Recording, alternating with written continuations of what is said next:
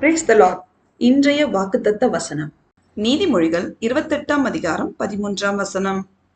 தன் பாவங்களை மறைக்கிறவன் வாழ்வடைய மாட்டான், அவைகளை அறிக்கை செய்து விட்டு விடுகிறவனோ இரக்கம் பெறுவான்.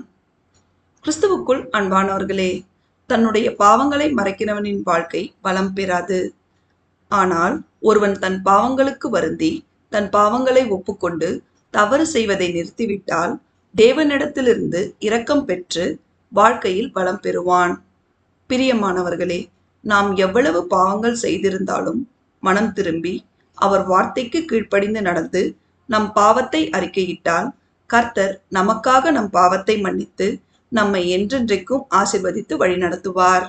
நாம் அனைவரும் பாவம் செய்யாமல் அவருடைய பிள்ளைகளாய் நடந்து அவருடைய மகா பரிசுத்தமுள்ள நாமம் மகிமைப்படும்படி நடந்து கொள்வோமாக.